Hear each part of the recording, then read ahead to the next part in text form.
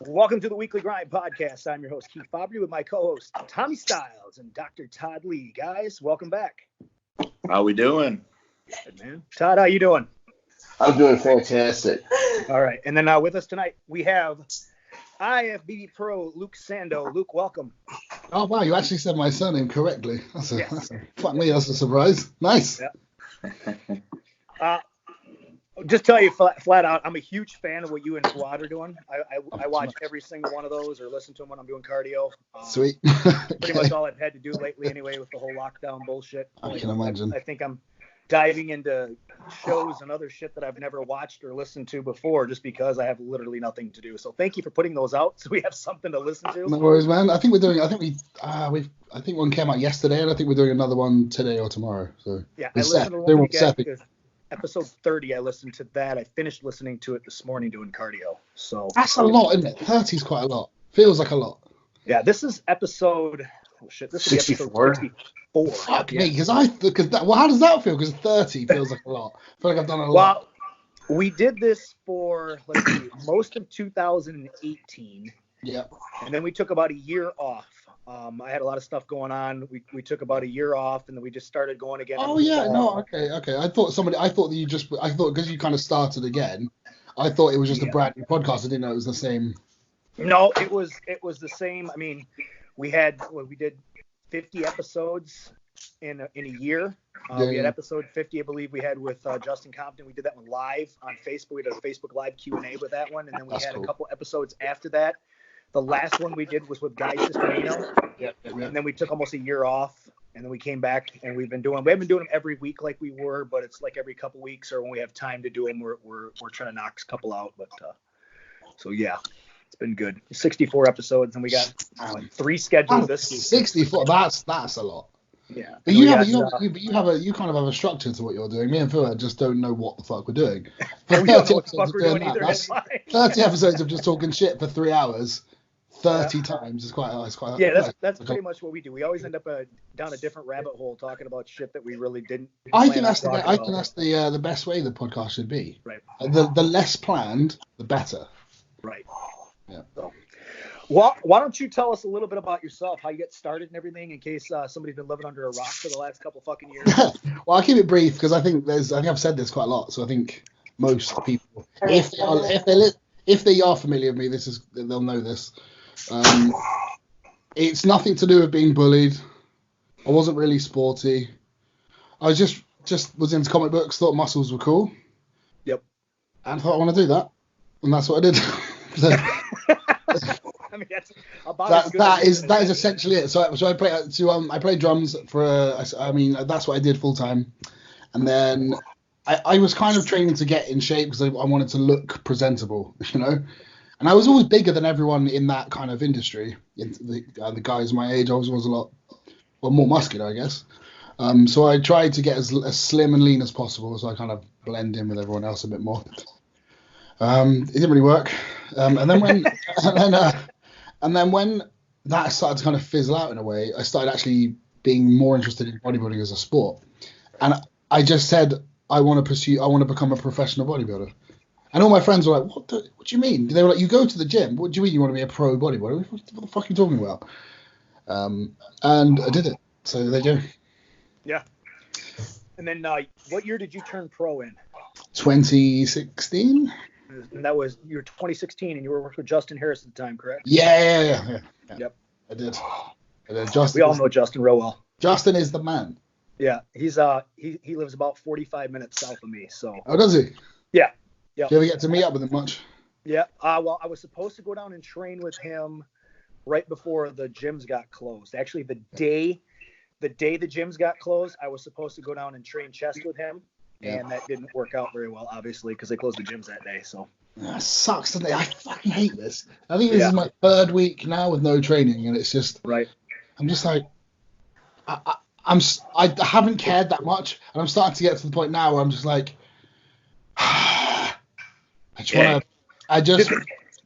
So you're unable to go because you went to MuscleWorks, didn't you? Yeah, and it's about 5. Well, this is the frustrating thing. It's literally 5 minutes from my house. I have a key, so I can go and train there whenever I want. But the local authority sent a letter to the owner saying, if you let anyone in to train, we will fine. Wow. So what if you just leave the fucking lights off? It doesn't know, because there's other buildings still around that are still open who can report us anytime. So if anyone sees me going in there and training, we will be reported like that. Yeah, I tried to get my gym to give me the fucking key, and I said I won't even turn the fucking lights on. I don't need light. I'll be fine. You know, if I stumble over a few things, it's no big deal. There's enough daylight going through there, but they didn't want to take a chance either. So. I know, it sucks, doesn't it? It's and it's the other thing with all the home gym equipment. I don't really care. Because I thought, you know what, if I clear out my garage and spend a bit of money on it, I can actually put a decent gym in there. Right. Plenty of space.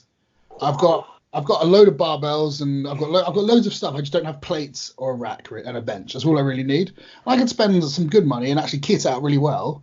And I have no issues doing that. But everywhere is fucking sold out.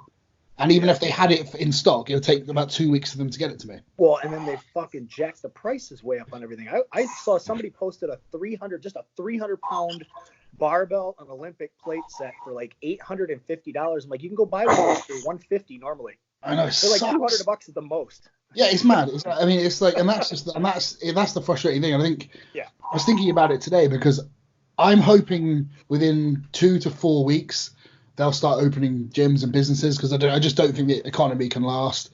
Things in Europe are starting to show signs that they're trending downwards, right, which is good. So I'm hoping in 2 to 4 weeks' time they'll reopen the gym. And if they do that, I'm like, sweet, I've got 14 weeks of the show I want to do. That's fine. What show is that? I can't. Well, that's if they can. It's the British Grand Prix if they can change the date.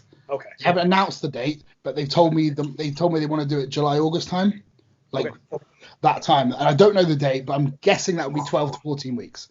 Are you talking about New York? No, the British Grand Prix. Oh, the British Grand Prix. Okay. Because they have 3 dates still then, that amateur shows that they could attach a pro show onto if they wanted to. Gotcha. Okay. So it would probably be one of those 3 dates. I don't know which one. They're all in the same venue too. Yeah. So and then obviously there's like Tampa, New York's now, middle of August, end of August, 29th? Tampa is always. Oh yeah, New York's been moved. It's the week after the USA usually. Yeah. And then he moved New York. Now, I know he originally wanted to move New York to like the 27th or 28th, but that's the same weekend as the Junior USAs. So we had to change that. So I think he's doing the first week of August now. So it'll be like right after Tampa. So it'll Tampa, then New York. Okay.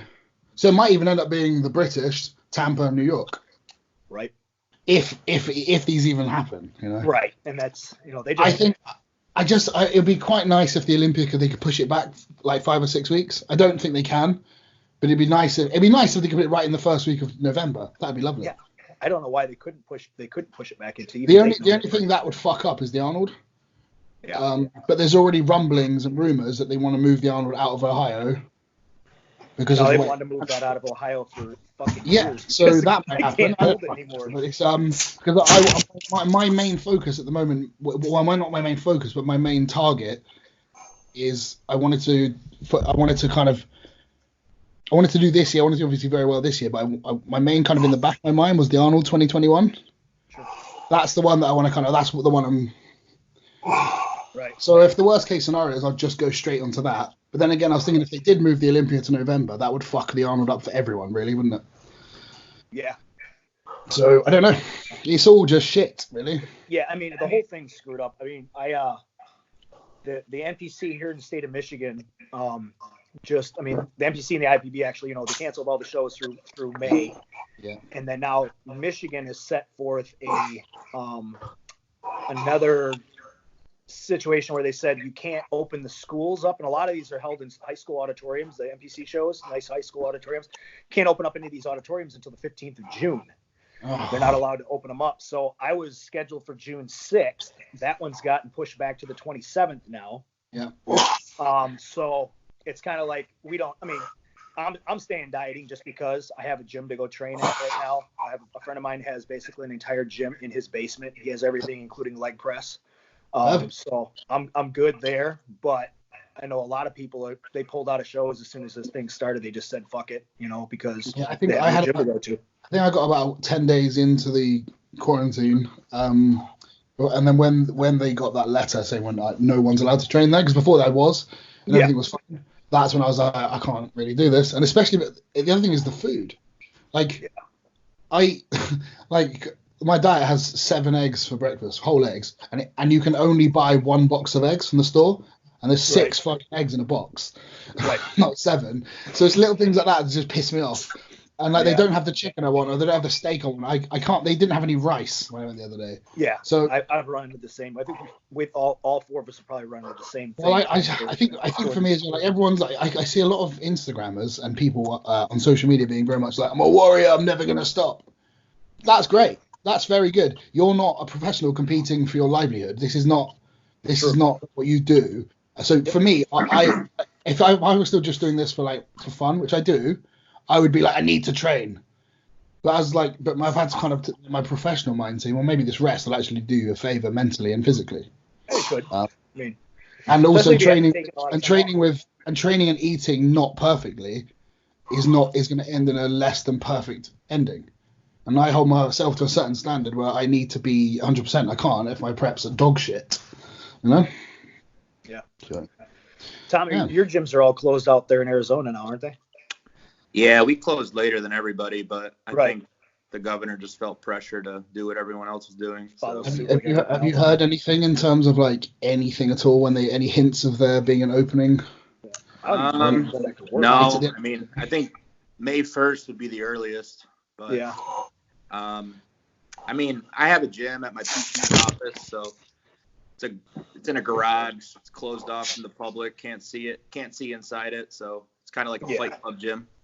Yeah. So it works out. But it's just the weird thing about this virus is I think 2 of the countries doing the best is Sweden and South Korea, and they've done nothing. Like in Sweden, they have done nothing. They've just said, everyone wash your fucking hands, keep away from everyone as best you can, and wear a mask. And they are doing absolutely fine. Yeah. So I don't see why the rest of the world in a month's time can't be in the same position as that. I think in Michigan right now we're hitting the peak. So the numbers have gone steadily way up, and I think we're probably at that peak right now where everything's going to start coming back. Yes. Most of the issue here is in the Detroit area. Yeah. That's where most of the issue is. You go anywhere else in the state of Michigan, and it's a few cases here and there. I live just outside of Kent County, and there's 80 cases. What's funny is I live in the Detroit area. I live in one of those areas on the map that's supposed to be extreme spread, if it was a zombie apocalypse, everyone would be running through the streets, their throats are getting ripped out. There is no one I know that's sick. My mom works in the doctor's office. None of their patients are sick. I don't know a single person who knows somebody where I live. It's so fucked up, isn't it? I don't know what the fuck is going on. Because I was so at the beginning I was like, this is bollocks. I'm not one of these dickheads that is 5G killing us all? Because we've had 5G in my town since May last year, and I'm still alive. I've been sick. No one's dead. Right. It's and my phone works just fine. But it's just at the beginning I was like, well, I don't know of anyone. No one knows of anyone, and now I have friends whose family members have died from this. Right. Oh wow. I know a few. So it's definitely fucking real, but. But then I hear you were saying about in your town that you're supposedly in the zombie center, right? But you haven't heard anything. Nothing. It's so. I don't know anybody. The hospitals here are they're cutting back hours for physicians and nurses. They have more staff than they have patients. Yeah, my sister. So my sister's a school teacher. So is my son's mother. And they. And I think they've been hit the hardest, the schools, and I think a lot of the nurses, but I think a lot of other people. I have friends that are police officers, and they're like, it's not crazy. My brother's an officer in the British Army, and everyone's been saying they're going to be patrolling the street soon, and even he's like, no, he said at worst we may go and help the NHS, right, and that's it. He's going to help the health services. Yeah, but we don't have much over here on this side. So I know one of the major hospital over here. Spectrum Hospital over in Grand Rapids, they had over 50% capacity of empty beds. They didn't have hardly anything. It's like that in Sweden. Detroit doesn't have any room. Yeah, it's like that, but the whole of Sweden seems to be kind of like the former of what you said. It's very empty. How the fuck are they doing that? Everyone's just walking around them. What? I think it's just because maybe Swedish people are more intelligent and listen, and everyone else is a dick, doesn't. Well, general cleanliness too. I mean, if you wash your hands regularly to begin with, and you have decent immune systems, you know, and stuff, how are you going to catch it? Just like anything else, like the flu. I haven't been sick in 10 years. I think it's just if everyone just took the precautions, I think this would be dealt with pretty quick. I mean, I think there is a lot of media involved because I drove to see my son on Sunday, and it's about just an hour's drive. The roads were dead. We walked to the store to get some food, walked back, and the roads were dead, the fields were dead, there was no part of the parks were empty, there was no one around. Then you go on social media and everyone will be posting photos saying this town there's everyone out sunbathing, there's this, there's that, and it would all be coming from the media. But then everywhere I was that day was complete. I was like in London, it was dead. Yeah. So I drive down the streets. There's not many cars. There's not very many cars. Yeah, I'm not seeing what I'm being told, which is why but hearing a lot of it, it's like I don't know. I mean, I know a couple of people personally who have had the virus. One of them didn't even know he had it. Right. The other person did end up in hospital. Right. So there you go. That's another thing. It's like it's so messy. Right. Yeah. I have a list of questions. First, I want to introduce myself because we got off in the corona right away. I am a huge fan. A huge fan. I watch every episode, just like Keith. I think I was the one who told Keith about your show, actually. And I'm a huge fan of your physique. Everything about it is perfect. And then watch every video, every Redcon video. I watch James videos, all that stuff. And one thing I want to say is I tried Monuments, the band that you like, and I could not find a song that really did it for me. What's the heaviest song they've got? They're not super and also I know their production. You'll probably want to listen to the third album if you want the heavier stuff in terms of. Okay. To give you a frame of reference, I know you know who Infinite Annihilator is. Yeah. I'm a huge Infinite Annihilator fan. Oh, so you're not extreme death metal. Oh, okay. So you're not gonna you might as well listen to the Beatles and then if you're going to listen to the Monuments are not super heavy. I prefer my taste in music when I listen to it to enjoy it is like Monuments, Architects, that kind of band. But then when I just want to be like, I'll put like Infinite Annihilator on or something like that. And that brings up my next point was that you were talking about how people who are really into cars are nerds, just like people who go to Games Workshop are nerds. Yeah, they are. People who are into anything are fucking nerds, and that's fine. And that's what my point is. It's cool. It's cool, but don't pretend you're not a nerd. Because the thing is, car guys look at these guys playing with their games, dicks, and then they'll go and buy 64 different cleaning accessories for their bumper or their car. And it's like, and you're telling me you're not a fucking nerd. It's the same thing. And then Fuad's argument was like, he was saying, yeah, but some of the guys will meet up in the parking lot in our cars and sit and have a beer. And I was like, you're a fucking nerd. That's like me going and have a Space Marine battle with a couple of lads. That's what that is. It's the same. Being a nerd, to me, is just being obsessed and very knowledgeable about something incredibly specific.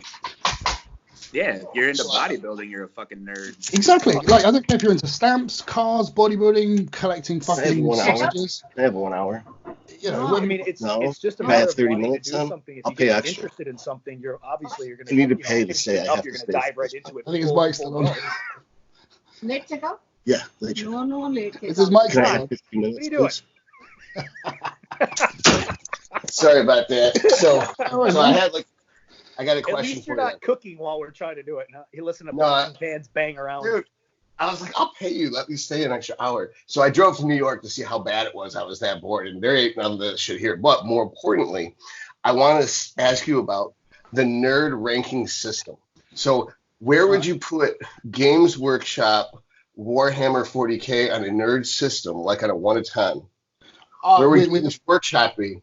It's the weird thing about like Warhammer and all the 40K stuff is you can delve into that shit in so many different ways.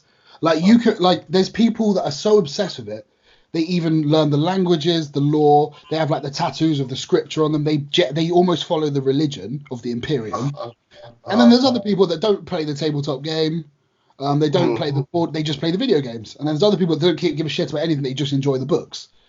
For me, I like reading about the lore, I like the books, and I used to love painting and collecting the miniatures more so than the game. The game's too complex for me. So you don't think it's categorical if something's nerdy or not nerdy? It's No, because especially now, like Warhammer, they're bringing out action figures. Like Bandai are bringing out a range of like posable figures. Like if a kid were to buy those, that's not nerdy. You know, it's not.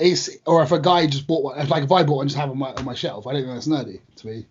I don't know. It depends. But if I dressed up as like an inquisitor every day and spoke like this and like just was weird, that's nerdy. That's nerdy as fuck. Right. All right, because I was gonna say, like, what do you think is nerdier? Tabletop RPGs like Dungeons and Dragons, or Games Workshop, and then obviously this is not it. Just having a comic book collection on a 1 to 10 scale. Where would you put those three things? Okay, let's go.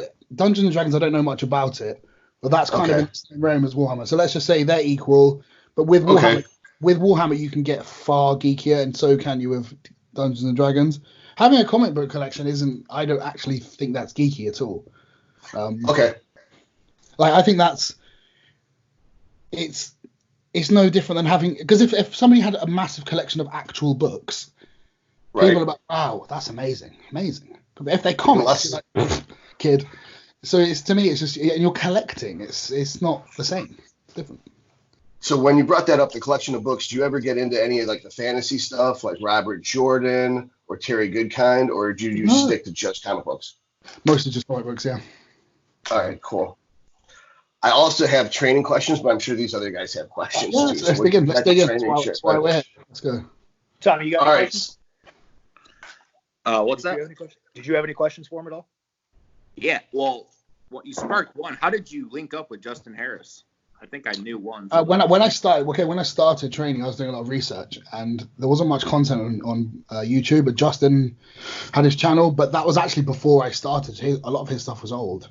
So I was reading a lot about the DC training stuff. So basically, DC training introduced me to Justin and Steve Kuklo. And I followed everything Justin did, read all his forum posts. I actually have a copy of his DVD that I bought it, and I had it shipped over years ago. And then he disappeared. And then my friend Mark Robinson, who owns a nutrition store in Wales called Cardiff Sports Nutrition, it's a really big store, one of the leading online retailers as well. He's friends with Justin. And when Justin kind of came back onto the scene a little bit, Mark told me that he was working with Justin, and I was like, I need to work with Justin too. He's sick. And he did a couple of podcasts, and I was like, I need to work with Justin. So I asked Mark to reach out for him, and Justin was like, yeah, cool, let's do it. Yep. And did you link up with Justin before you knew Jordan, or have you known Jordan for a long time? Oh no, Jordan. Jordan's been one of my good friends since I started. Okay. Yeah. What year did you start working towards bodybuilding? Pretty much 2011 was when I started bodybuilding. And then was that your first competition year too? First competition was in 2012. All right, so 4 years and you got your pro card? Yeah. Okay. All right. What you turned pro with Justin? Did you compete in any pro shows with Justin too? I did my pro debut, which was the Arnold Classic actually. Okay. Which was a terrible idea. I mean, I won the British with him, got the overall, won my pro card. Then had like 2 months off where I went on vacation, got really fat, got really lazy. Just had a nice break. Like my body just had because I hammered myself for that. And then Ed Connors emails me and was like, you look really good. And I was like, thanks, mate. And he was like, do you want to do the Arnold? Would you do the Arnold Classic? And I was like, yeah, one day. And he was like, no, I mean the next one in like a few months' time. And I was like, yeah, sure, why not? Thinking it wouldn't happen. And then pops up in my inbox, Ed Connors says, do you want to do the Arnold Classic? I've had a recommendation from Ed Connors. Would you submit? I said, if you submit an application, I'm on the list. So I had to write this big letter. I still didn't think anything of it. Then I started my diet for it in like November, really out of shape. Not only was I really out of shape physically, I was mentally as well. Because you have to remember, I won my pro card in September. Hadn't really trained. It's now like, I think it was end of November, beginning of November. And I was like, Justin, I might be doing the Arnold Classic. What do you think? And he was just like, what? And I was like, should we do it? And he was like, you can't not do that. You can't turn that down. So we did it, and I looked horrible, and it was great fun. Okay. So it was kind of a spur of the moment thing, and It was one of those things that I shouldn't have done it, but I could not turn it down. I'm glad I didn't. Right. I don't think anybody would have in your shoes would have done anything differently. They would have said, especially if never done it before, new pro. Yeah. Yeah. Well, what I did, when I did that show, I looked awful. And then last year's the Arnold, when I got third, that's what I want to do at the Olympia now. So I did, my first Olympia was so shit. I want to make that kind of leap when I do the Olympia next time. Right. So that's the kind of redemption I need on that stage. Right. And then did you start working with Chris Aceto right after that Arnold? No, I didn't work with anyone for a while. Then I actually started. Matt Jansen did my training for a while. Okay. And then Matt offered to take over and do the whole thing. Okay. So I just said to Justin, I said, look, man, I'm just going to go with Matt for a while, just try something new. And he's like, yeah, cool. He's like, I think if I could ever work with anyone again other than Chris, it would be Justin.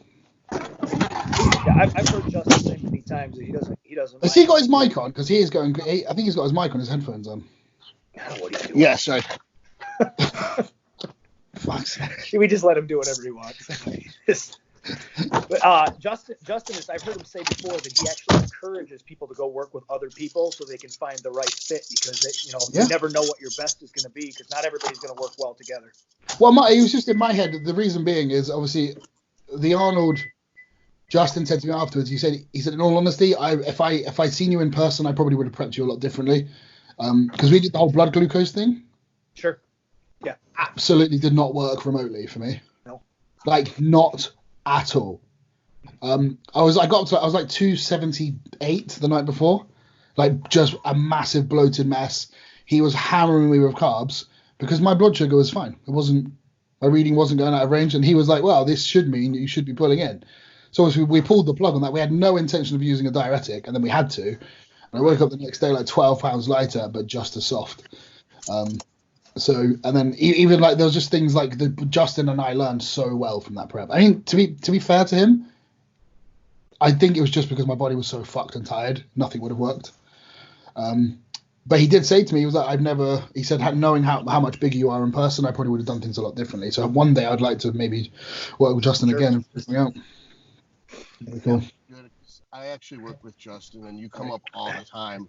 I was like, what would Luke do? Stuff like that. And so he has no animosity. He's got kindest things to say about you. Justin, I literally have nothing but positive words to say. Like Justin, I'm more of a fan of Justin now than I was when I was a fan, literally only a fan of him. Right. The guy is awesome, and the best thing about him is just the way I don't think anyone quite understands how clever he is, how intelligent this man is.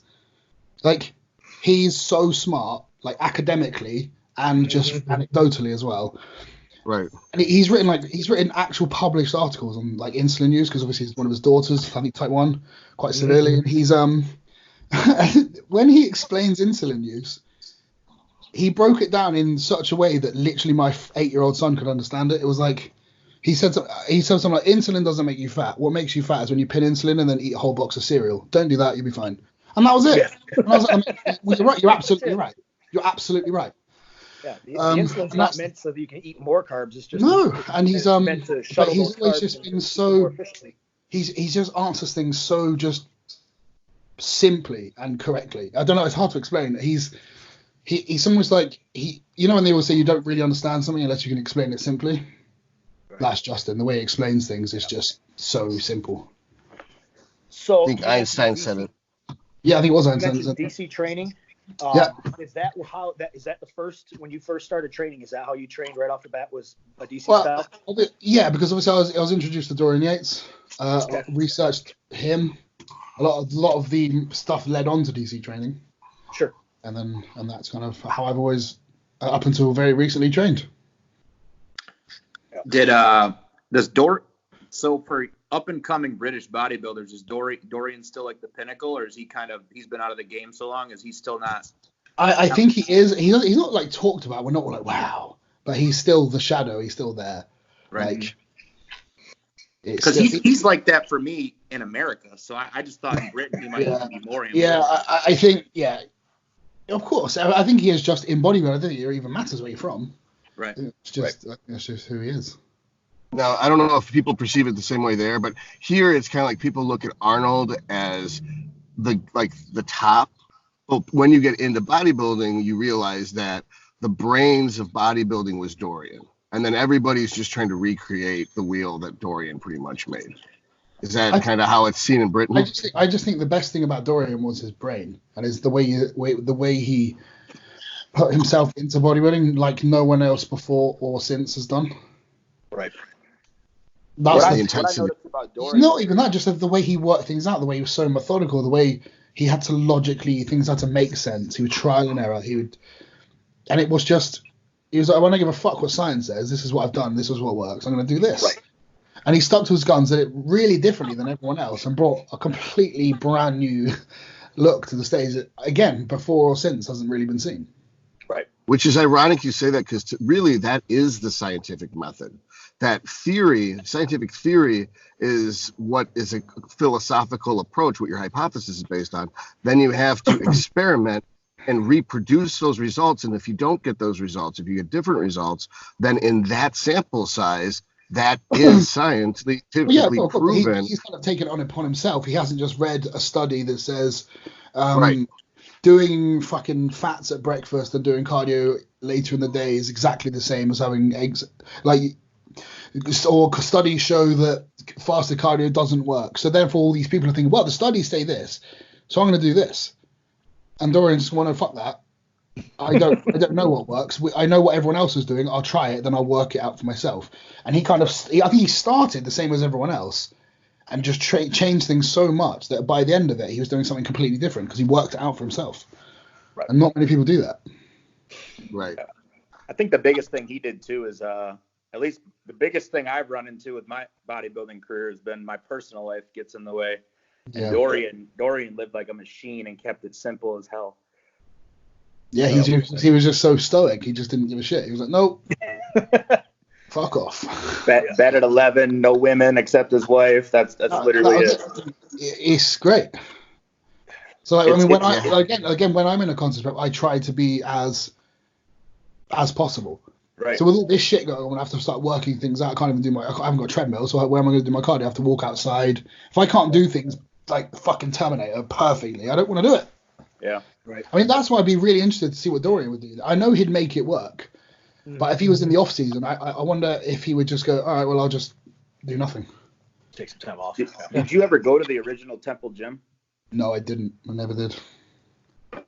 Unfortunately. It's almost like a relative advantage because, like you, I'm prepping too. I'm prepping for the USA, and like you, well, like Keith, and like you used to, I have access to gym equipment. So if 50% of the people can't train at all, and if half of the half that's left don't want to do it because they can't be perfect, then you're basically cut the pool down to a quarter. So if I come in 80%, but 75% of people aren't even there, how are my actual odds? Yeah. And it's like the question you got asked yesterday, I think, or yesterday's podcast release, was would you rather get first at the Olympia looking 80%, or would you rather get second looking 100%? Yeah. And it's like, I really want the title in this USA. Fuck it. I'd rather go in there and have pretty good conditioning for me rather than take 2 years off and then when I go back look perfect but have 4 times as many people show up. Yeah, I mean, I think that's a good approach. And I think one of the reasons why I'm the way I am now is because my last showing was terrible. I need to smash that. I need to just I need to shut the door on that so much that people forget that ever happened. Well, what was the biggest issue? To be issue fair, you really Olympics? wasn't that bad. But like, do you think that had you not looked as great at the Arnold, you'd be as harsh as your Olympia showing? Oh no, that was the worst I've looked in about 3 years. I think it was pretty much like the Arnold, my Arnold debut. I was just fucked. Really not responsive, and then I ran into all those digestive issues in that final kind of like 10 days, and I just my stomach was agony like that whole week. So I mean, there was this, and it was just a shit experience as well. I didn't even enjoy it.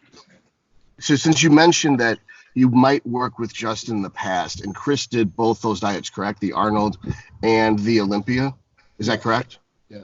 So with the fact that Justin has a very scientific approach, and yeah, it may not go great, but once you hammer out the exact procedure, do you think because Chris changes it by the day, but Justin's to a formula, do you think that hammering it out and coming up with the exact procedure would be replicatable, or do you think you could do the same procedure at different shows year after year and have still have no, different I think with me it needs to change. It does.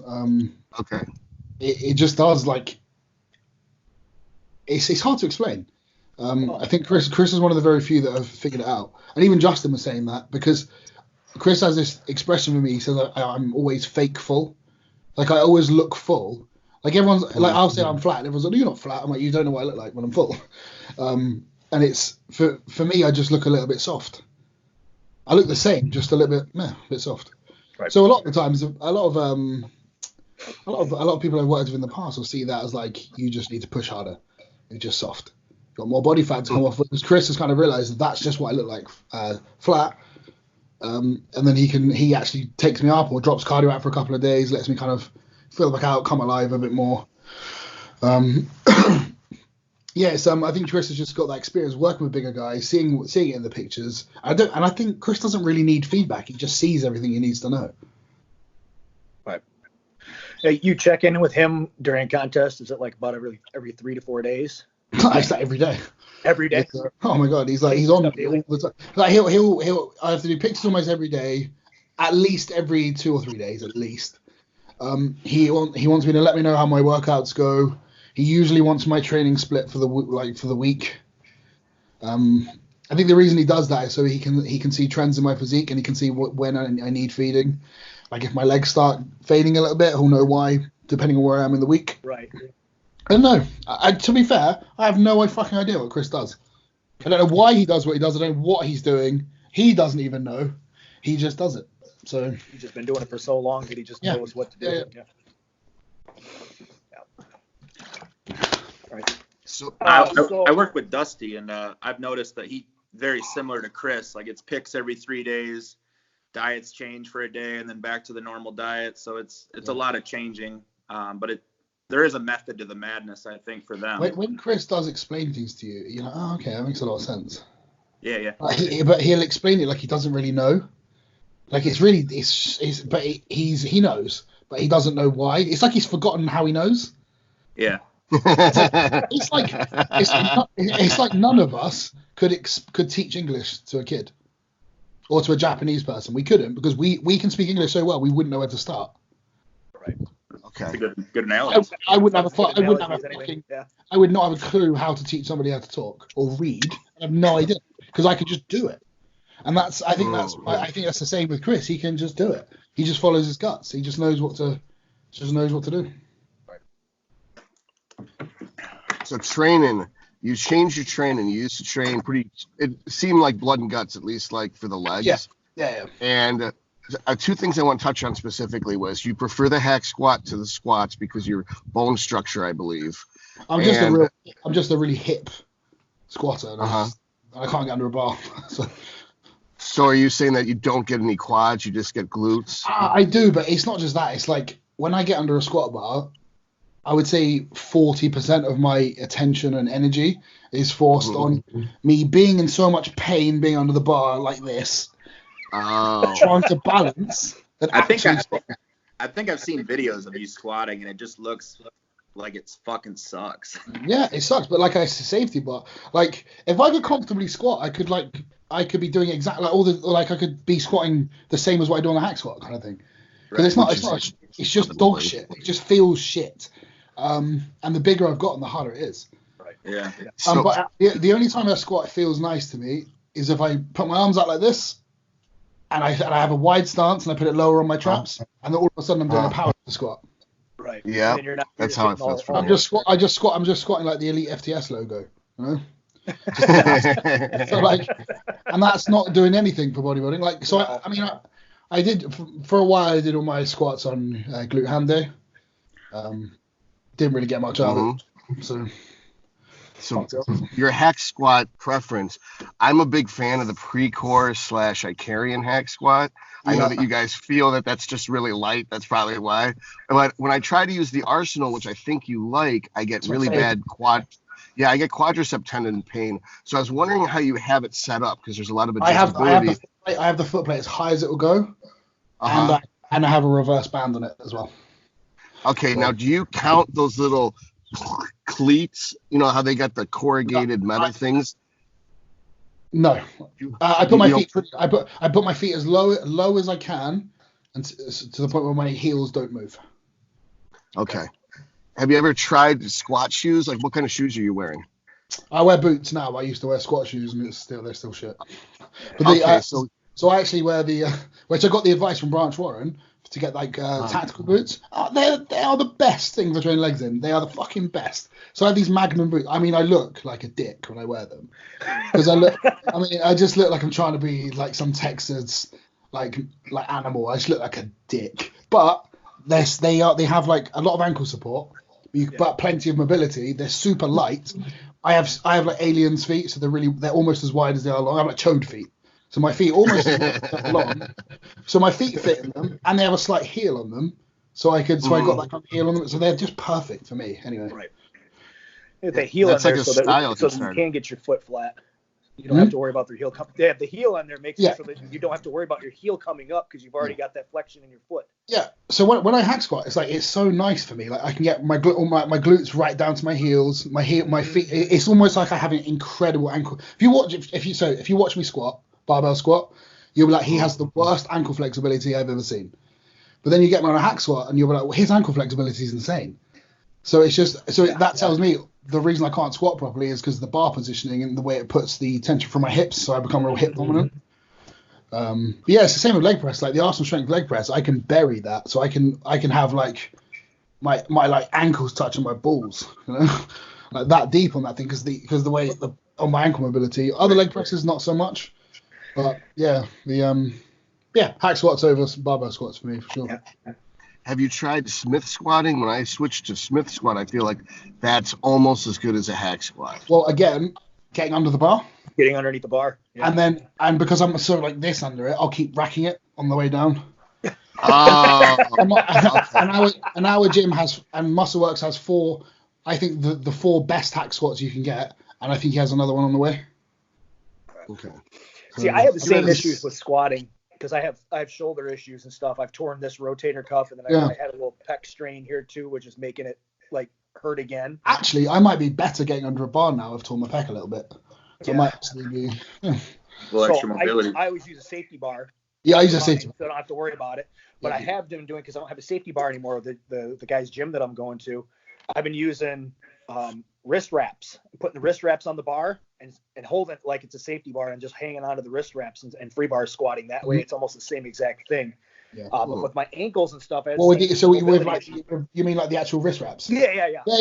I think I did that. Just wrap them around there and pull. Yeah, I did do that. It's on my Instagram. I did it like early last year. I think I was prepping for the Arnold, because it's at Muscleworks before they got all the nice plates. Mm-hmm. I had 6 plates on it, and I think and one of them slightly unraveled. Or slightly budged, and I was like, "Fuck this! I'm never doing that again."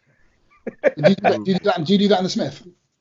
No, I do that with a free bar. I've been doing it with a free bar now. I've been doing that with a free bar. I have somebody standing behind me to make sure it doesn't come down, but I tend to hold it a little higher on my under like the bottom of my neck, not way down on my traps, so I can kind of pin it against my neck. Yep. But I have the same issue with getting watch me squat. It looks awful with my ankle mobility. But I started putting 35-pound plates on the floor and put my heels on them, and I can bury my ass to the ground now. I think the thing with me is it's like I want to be a good squatter, but then I just think, well, there's no fucking point. And then it's like, well, I could use the straps. It's like, well, I could, or I could just use the hack squat. That always just goes back to, or I could just use the hack squat. I was like, well, I could safety bar squat and then elevate my heels and MacGyver it, or I could just use the hack squat. Yeah. It's like, or I could use the Smith machine, or I could just use the hack squat. And especially because we have 4 of them, it's I can just kind of alternate between each one I use, and they're really different. Yeah. I got to the point. Go ahead. You're like 5'9", 5'10", yeah? About 5'9". 5'10" is generous. I'm about 5'9".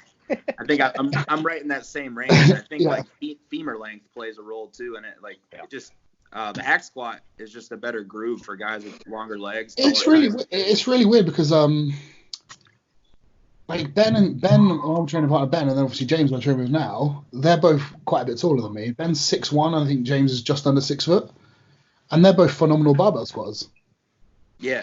And you always James looks like the strongest squatter I've ever seen. Because he's so, but that's because he's so comfortable under a bar. When I watch James squat, I'm actually jealous because he looks so. Because when it comes to like hack squats and leg press, we do the same. Mm-hmm. So it's like I think I know I could do that, I just can't, and that's why. And it's insane watching how easy he makes it as well because he looks so comfortable. And it's it's the same as Ben. Like Ben's squats are just dumb. Yeah, I've seen some of his old squat videos before he hurt himself, and it's just ridiculous how much this guy can squat. And you're like, how does he fucking squat? But he does it in the shittest shoes, no knee wraps, no belt, nothing. Just goes, just walks out and just bombs it like it's nothing, and then just racks it. It's mad. You talked about your training is changed now from when you first started. Can you explain how it's changed a little bit? It's not massively. It's just more volume, really. Yeah. More volume, slightly safer rep ranges. Mm-hmm. So instead of saving myself for an absolute balls out working set of like 6 to 8, where I'll start with maybe 5 reps, I'll put a plate on, do 2 or 3 reps, put a plate on, do 2 or 3 reps, get up to like 4 plates, but do 1 rep, and then do my working set with 4.5 plates. I'll just say I want to do 10, and I'll just add a plate. I'll add a plate, then a half, then a plate, then a half. I'll keep going up in sets of 10 until I can't do 10 anymore. But when I get to that set where I'm doing the set to failure, the intensity is the same as it was when I was doing the all-out blood and gut style training, if that makes sense. Right. So it's just I accumulate the volume on the way up in a slightly safer rep range, and then that's pretty much it. And then so I'm not chasing weight anymore. I don't care what I lift. Because people always say to me, but you're trying to prove to people that you're the strongest. Like, not even shit. And who cares what you can lift? Right. The stronger bodybuilders than me don't care. The best bodybuilders in the world are not strong. At the moment, it's certainly that way, which is but I got an injury and I got a bit scared. I spoke to a lot of people. Like Jay Cutler always keeps telling me, stop training like that. You don't need to anymore. I actually got a voice note from Chris Cormier telling me off for training that way. And even Dorian said to me, like, he said, if I could tell you one thing, you don't need to be doing that shit anymore. Well, so it took an injury for me to think, right, I should probably back off. You get to a point where you've accumulated enough mass. So how much bigger do you need to get? It's not the amount of muscle you have; it's the quality of that muscle, then the look of it. Right. So obviously the examples of the people that gave you those advice, I'm not just name dropping because I'm a prick. It's like those they're all very well known for their training. Right. And Chris Cormier especially, he was super strong, did a lot of volume. Jay Cutler was super strong, did a lot of volume. Right. So I just thought maybe that's something. And James and I did it for about 12 weeks, and neither of us had ever looked better. Right. It's like my legs have never been this big. Like everything was so much thicker, fuller, rounder. And in all honesty, the loads I was lifting weren't really much less, if lower at all.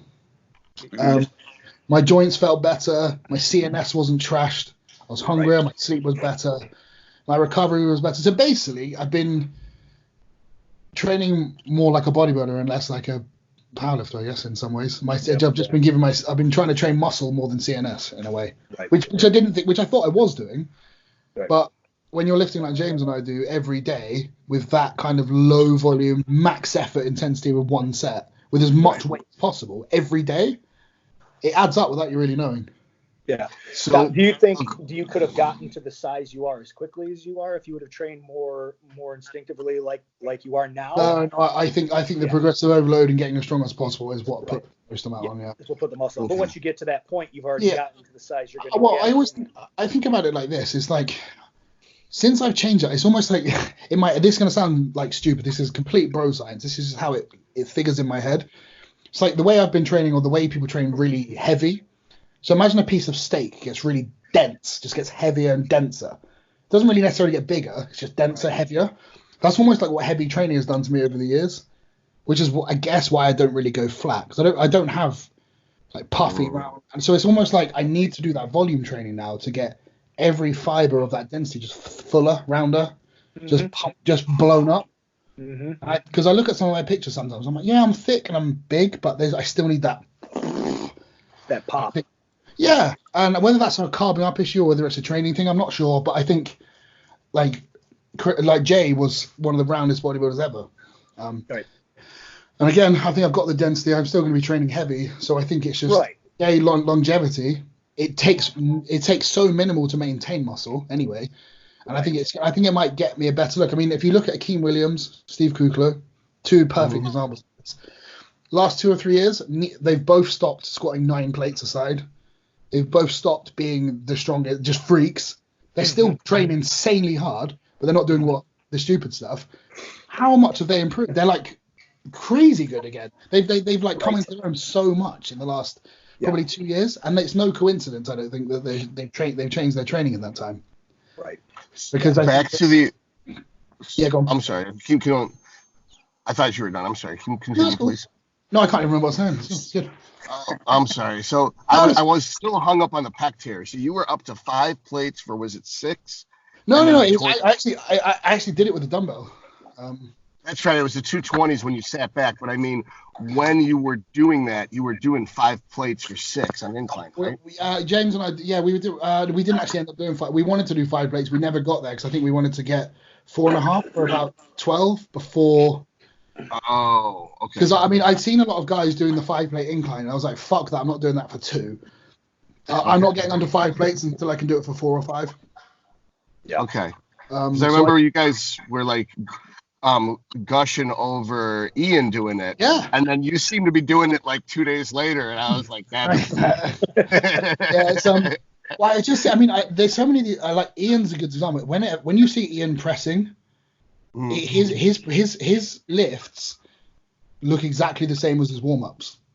And then I see a lot of these other guys coming up chasing the kind of weight that Ian and I are doing. And when you look at, say, myself, James, Ian, Ben, when you see us, Dusty, when you see us training, it doesn't look that difficult. It is, because we're perfectly in control. I'm seeing a lot of these other guys, yes, they're moving the same weight, but they're shaking like shitting dogs. Like Diasha, he put up like a shitty incline press. There were about 40 people spotting him. Did like 3 of the shittest reps I've ever seen. Nearly dropped it on his face, and he was like, "That was easy." I was like, "No, but it isn't. It's just fucking dangerous." And it's like if it doesn't look easy, as in if somebody in the comment section says you made that look easy, if you don't get that in your comment section, you probably shouldn't be doing it. Right. You're a bodybuilder. You pre-exhausted for those, right? What do you think? Everything we pre-exhaust for. What do you think you could have done if you didn't pre-exhaust with like the pec deck? I believe you used. I don't know because I've done that for so long. I think it actually helps me now than anything. When I can get underweight and I feel poor. I don't get any weak. I do pre-exhaustion too. I don't get any weaker. Yeah. I actually switched that around for my legs. Is I used to like warm up and then like hamstrings like John Meadows and then quads and then go squat. And I was struggling with 4 for 6. It was in the Smith because I like the Smith.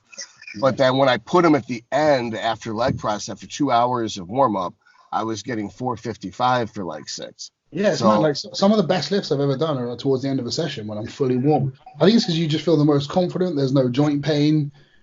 You feel good. Everything's warm. Your lower back's good. You just feel solid. Yep. I don't feel tired necessarily. So, it's just going back to what I said a minute ago about saying it should look easy. I think some people might jump on that and be like, what do you mean? When I say it should look easy, it shouldn't look like you are going to die with that weight in your hand. Right. So you're a bodybuilder, so it should look so fucking hard in your last few reps that if your first couple of reps look like you're about to die, you are using too much weight. Right. Your last reps should look like that, not your first ones. You're not loading the muscle at that point. You're loading the tendons and the joints. I cringe when I just see these guys like they've got like getting a 200-pound dumbbell past them. They're fucking all over the place. 7 guys have grabbed their elbow, and then they get the other one, and then one of the dumbbells is like this, and then they're fucking all over the place. Right. And they got like a whole team there. I just think, what are you doing that for? Yeah, for the gram. And that's why when I watch Ian Valhalla, I'm like, he does 5 plates like it's nothing. Right. Now I know when he's under that bar, he feels every ounce of that. But he's a bodybuilder. He's literally doing that weight to contract his chest, not to show off for Instagram. Right. that's just how much it takes for him to get mad. Exactly. So I think, and that's the difference. So I think when I talk about progressive overload in my training, I always say, well, look at Ian as an example, look at James as an example, even myself. It doesn't, the form, our warm-ups and our working sets look the same in terms of the tempo, the control. Right. It's just the effort that changes. And I think a lot of people just, that goes out the window, and they just need to it just needs to be as hard as possible from the first rep in terms of how heavy it is. And I just think that's dangerous. Yeah. And that's what I wanted to move away from, because some of my weights were getting so heavy. Well, I'd unrack it and be like, and now I'm pretty lucky. I've had a mild pec tear. It hasn't affected things too badly. I'm lucky that it looks better, but mentally it's just reminding me that I need, if I want to do this, or I want to achieve what I want to achieve out of this sport, I can't be doing that shit anymore. Did you tear it right at the insertion point, right underneath the front? It's like there's just a little divot. You can't really. I was trying to point it out to James, and even my girlfriend said, "I'm like, look at it, look, it's there." And James is like, "Mate, I can't see it." Okay. I've had people commenting on my pictures like, I can see it. It's in your left pec. I'm like, actually, it's not. It's the other one. Yeah. And when I posed for Chris at the Arnold, he was like, "Oh yeah, your pec." He said, "Your pec doesn't look too bad." And he came up to it and started touching it. I was like, "It's the other one." And he was like, "Oh." So it just looks.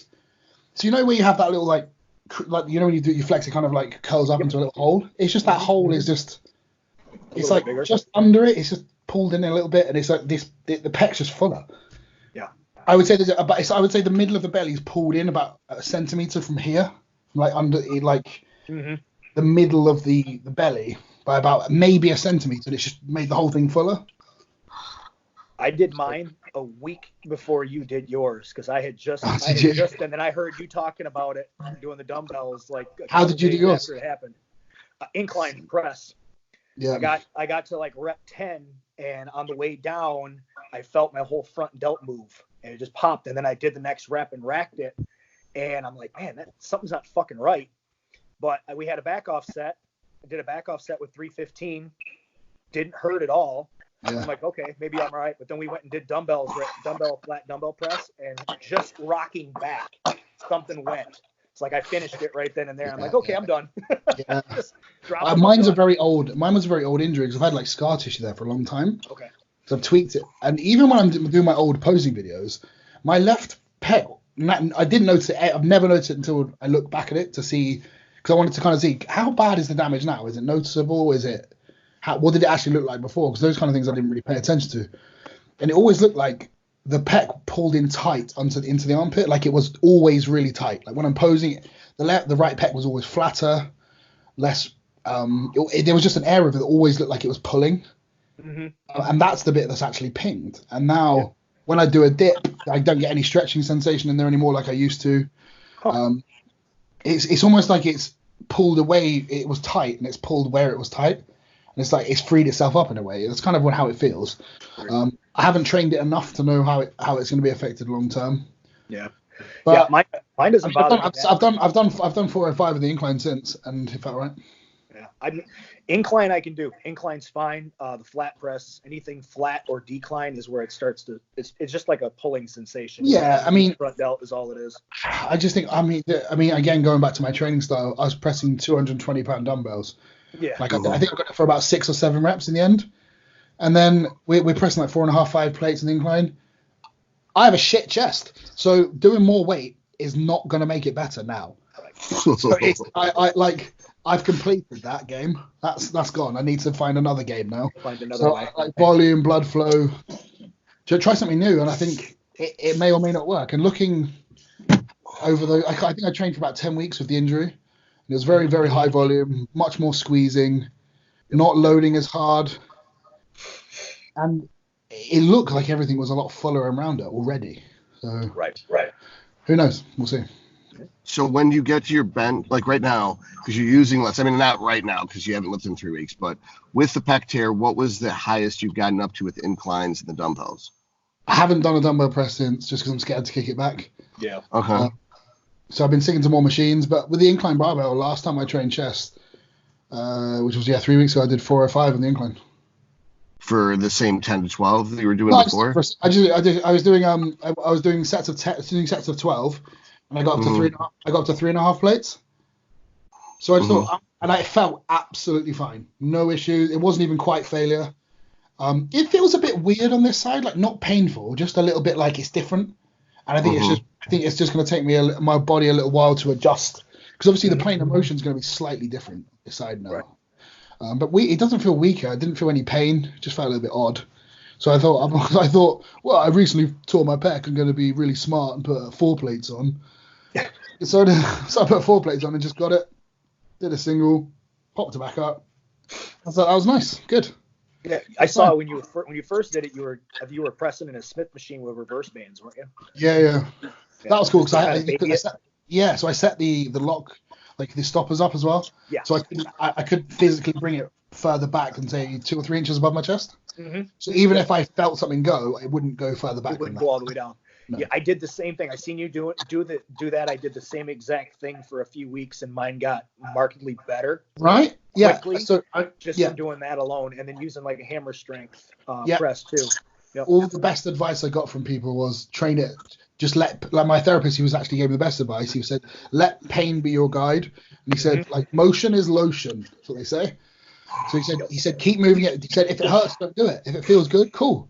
That's within your realm. He said, let comfort be your guide. And the more you can train it, the quicker it will heal. And it healed to the point where I could incline press 3 plates on a bar with no bands, nothing, within 5 weeks, 6 weeks. Yep. And it's not just, it is legitimately an actual tear, because I can see it and feel it. It's very, very small. Right. To the point where if you didn't know I had it, you wouldn't know I had it. But that's healed pretty quick. Yeah. Did you take anything for it? Any BPC or? Yeah, I did it for like 10 days. I just noticed it was super swollen, and I actually think the peptides were making it swollen. So as soon as I stopped that, it started going down. But it was swollen for a lot. In fact, it's only not been swollen for about a week or 2 now. So now the inflammation's down, I can really see how it looks, and it really doesn't look. It just looks better than it did. It's very odd. You hear people they'll tear their bicep, like the short head from the shoulder, and it looks. It's almost like that's happened. It's which is good. I might did the BPC route too. I did that for I think 8 to 10 days, and noticed that once everything kind of calmed down in there after doing it for 8 to 10 days, it started feeling better a lot with more movement. So I definitely think the best thing I did though was continue to move it and not just stop. Right. It was somebody also said to me, like, train it in the range of movement where you injured it, to help it heal, which is a good bit of advice as well. If you can, obviously let pain be your guide. But I was actually quite lucky. Mine actually kind of, when I injured it, my right arm was right back, almost like you're doing like a rotator cuff movement on a cable. I was almost right back, and so it was in a really compromised position, in a position that I'm never going to be in normally. Mm-hmm. So likely I'm never going to put that amount of stress in the same place again. Right. So yeah, but yes, probably that was actually the 4th time it's happened, and this time it kind of really went this time. So in the past, you've brought up some points that some could consider controversial. I know you guys talk about this on your podcast all the time, is the GH situation, where I think, and I don't, in the past, you seem to have a relatively low opinion of GH. Am I correct? It's not that. I think it's just massively overrated. Mm-hmm. And what would you say would be the most effective level for bumping up IGF-1 and promoting muscle growth? How do you mean? What is in level of like where you are in your career? Or what do you mean by that? I mean, like, some people say, oh, anything more than 3 units is crap. And then some people are like, if you use less than 10, you're wasting your money. So, well, the people saying that, the people saying that you need more than 10 IU of GH a day to be a good bodybuilder probably shouldn't be bodybuilders. Yeah. I think to me like 4 to 6 is plenty. Okay. But then it's one of the reasons I think it's overrated is because people believe it's the holy grail, which it just isn't. It's just not. People think, like if I use GH, I'd look like Jay Cutler. It's what separates the pros from the amateurs, and it just fucking isn't. No. And a lot of the pros I know use generics. I was going to ask you that. This next question is, a lot of people are like, yeah, you have to use. We've had people on our show who are like, oh, you have to use Serostim. If you don't use Serostim, you're a complete idiot.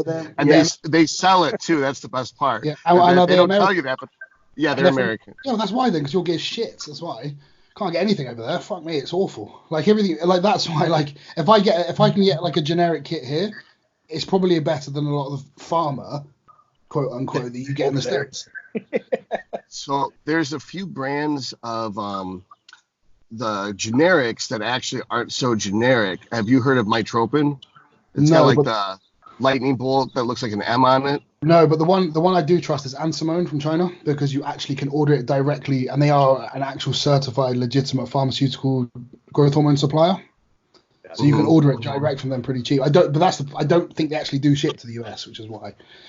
But that's very good.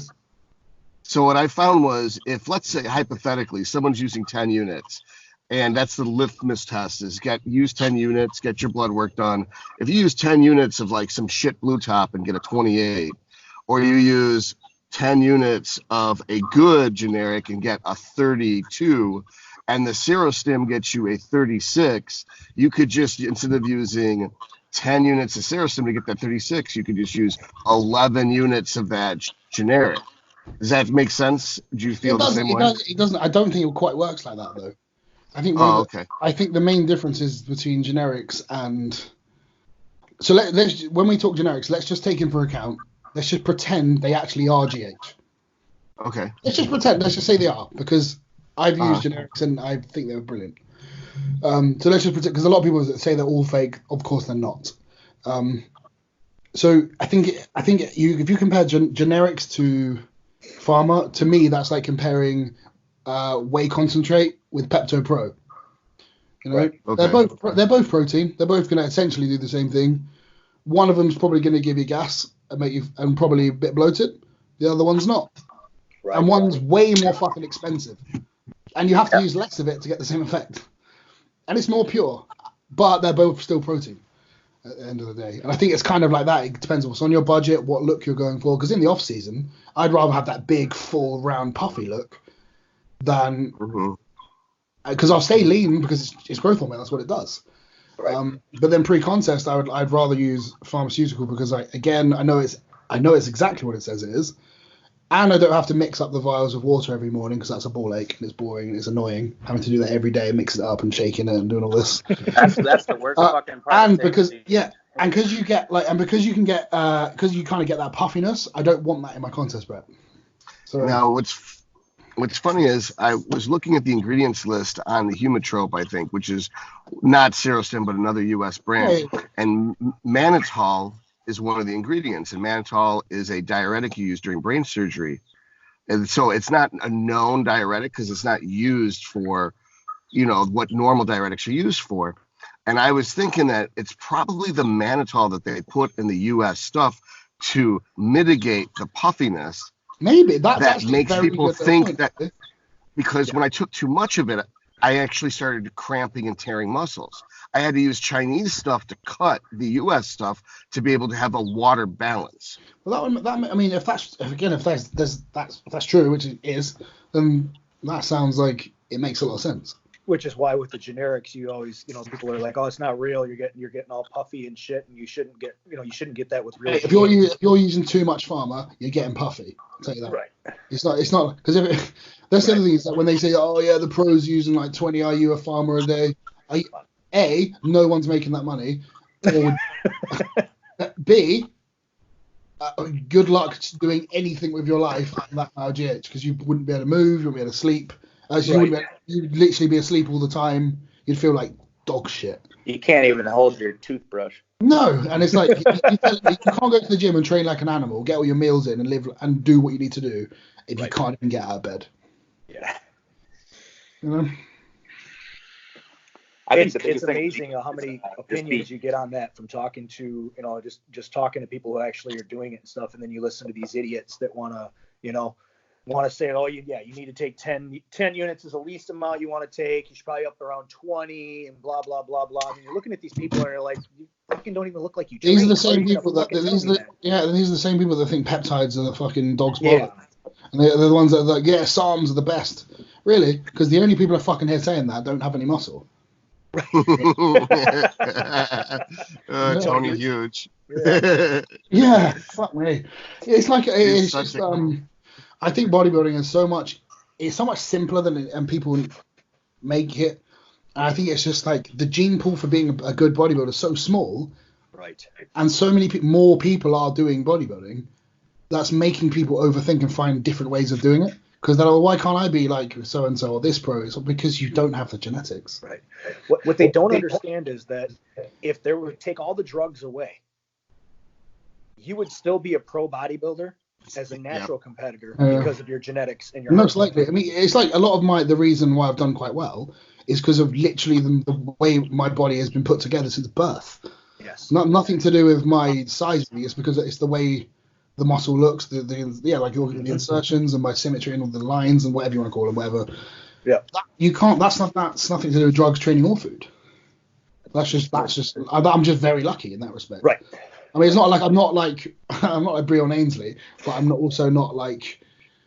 I'm trying to think of. I'm not like Dave Palumbo. You know, it's Right. Mm-hmm. It's you have to have that to be a good bodybuilder. I think I was on a podcast with James recently, and he said to win an Arnold, he said he believes you can be like a freak, like a Dennis Wolf freak. But to win the Olympia, you need to have something. Your physique needs to stand out in terms of it needs to be just good, regardless of how big you are. Right. Like if you look at every Mr. Olympia, they've always just had a phenomenal physique, regardless of the condition and size, and they've all had something different about them. And I think to be Mr. Olympia, you need to stand out from everyone else. Right.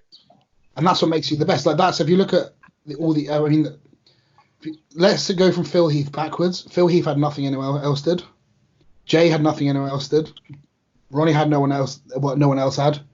So did Dorian. Like they all had what no one else had in that kind of era. Like if you looked at Dorian, there was Dorian, he was him, and then the rest of the five guys behind him would all be quite comparable. Right.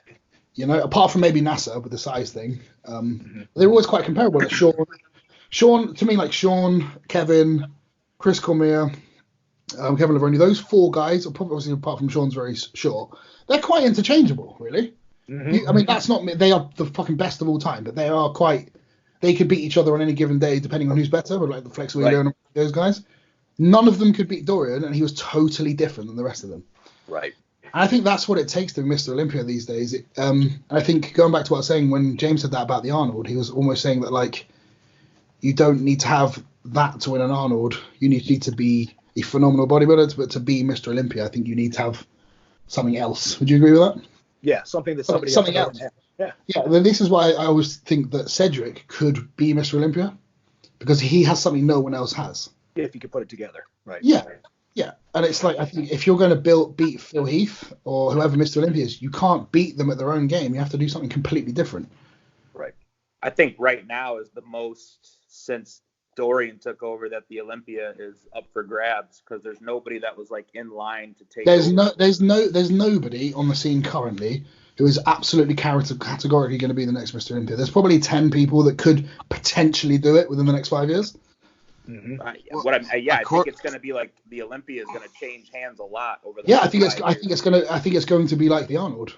There's no dominant guy who's going to run off 5, 6, 7 in a row. And that's why, like at the moment on the bodybuilding circuit, going back to what I was saying, there isn't really anyone with that totally different. There's no one. Didn't Jim Mannion himself say to you that he thinks you could be the next Mr. O? Yeah, but he was drunk, I think. Well, I like to tell myself people are telling me the truth when they're drunk. You know what? I don't know what to believe because I've heard it from lots of people in very good positions, and it's like I don't want to say it. I haven't fucking won a show yet. To me it's like I believe I can do it, and I believe I will do it, and Aaron Singerman believes I can do it. And I believe I can do it. It's just like, but I need to do it first, you know. It's and I don't even like really saying it because I don't feel like I'm in a position where I can say it, and it sounds like if William Bonac said it, it wouldn't sound arrogant in the slightest. But if I say I think I could be Mr. Olympia, I sound like a dick. I feel really uncomfortable saying. Let's be real though. He got second and you got third. So what's the big difference?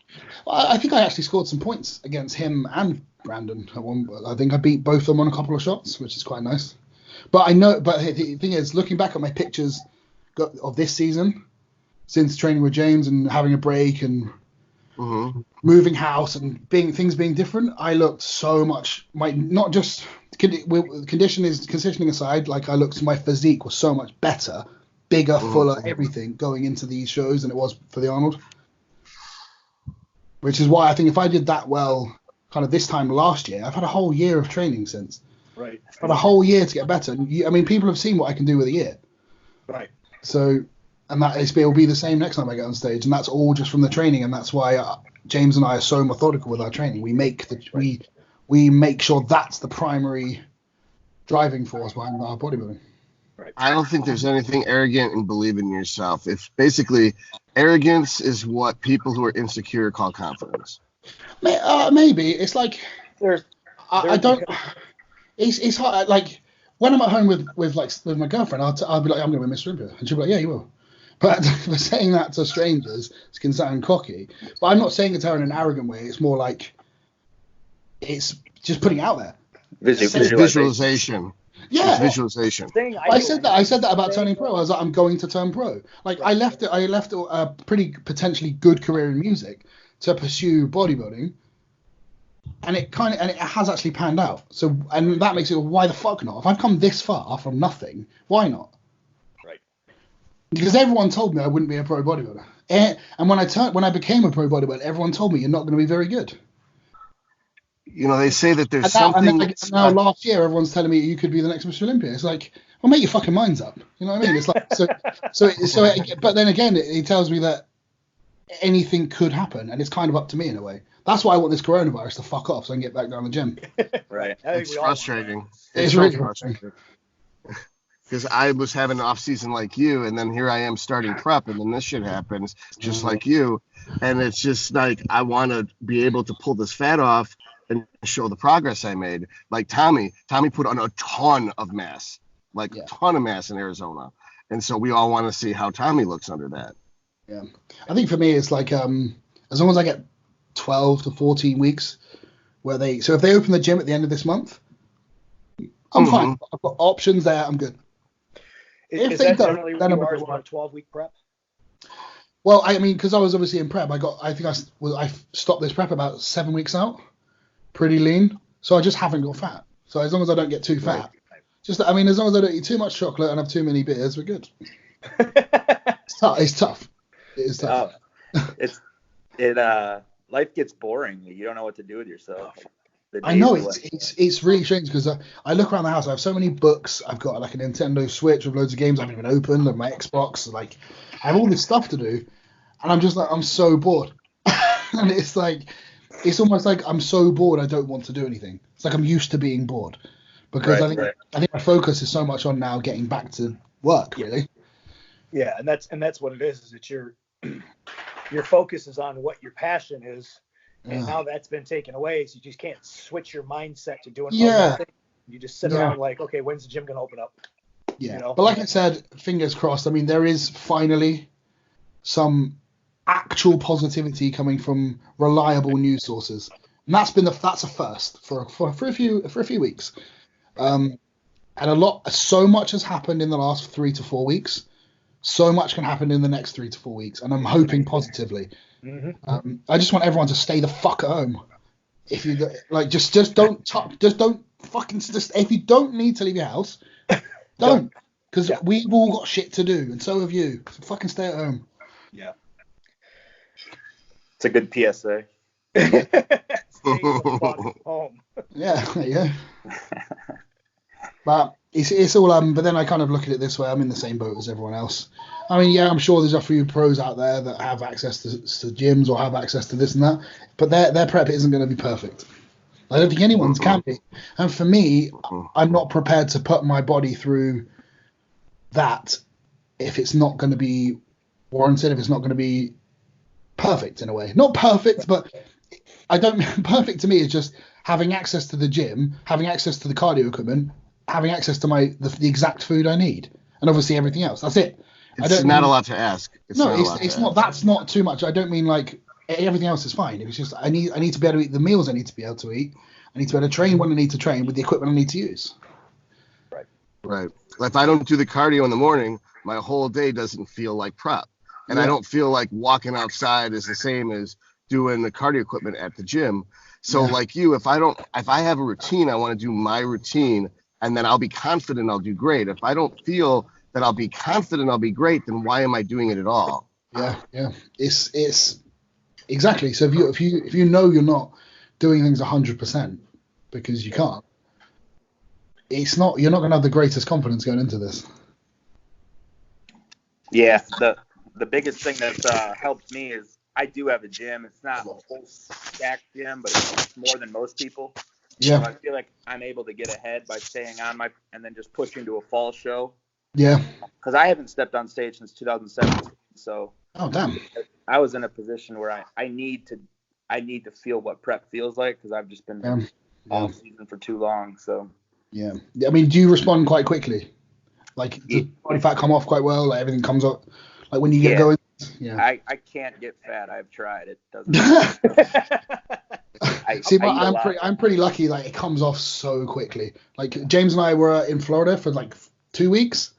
And I like, 3 days in, he kept saying to me, he's like, you're leaner than yesterday. What the fuck? And when I get into a rhythm, when I'm in a rhythm, it comes off quick, which is nice. Because in the past, I always thought I needed 20 weeks. And now I don't think I do. I was the same way, and then I only need about 8 to get. I think if you're a professional bodybuilder, you can't get ready for a contest in 12 weeks. You're probably not very good. Yeah. Like that's like it's like, or if you're getting that out of shape, you shouldn't be a professional bodybuilder, maybe. Right. So. Do you? And I know I heard you say on a podcast before that you can put weight on pretty quick too, right? Like. Yeah, I put it on pretty quick. I mean, I have to force the food a lot. But yeah, I can. I mean, I don't get super sloppy. I get to just a certain level, then I don't get any fatter. But to get up to that level is quite easy for me to get to. Right, you can walk around at 280 if you want. With yeah, like I'm probably about 280, 285 right now. See that I'm envious because like I struggle to even get to 245. I have to. With my food at the moment, it's like I'm trying to eat like 4 meals a day, half my protein intake, make sure the food tastes good, relatively clean, and just try not to snack too much in between. And just stay hydrated. It's fucking hard. I try not to buy any snacks, and then she keeps buying chocolate. Like I was in the fridge this morning. There's a load of like chocolate mousses in there and like Easter eggs. I was like, what the fuck is? So I just like, and I just start eating them. I'm like, this is shit. Right. Fuck, she's making some sabotage. Now, are you a guy who uses or responds to insulin, or do you not? I'm not an insulin guy. I've tried it. I mean, I used it a bit. Like when I use it with Justin, like once a week on like a high day. And a high day.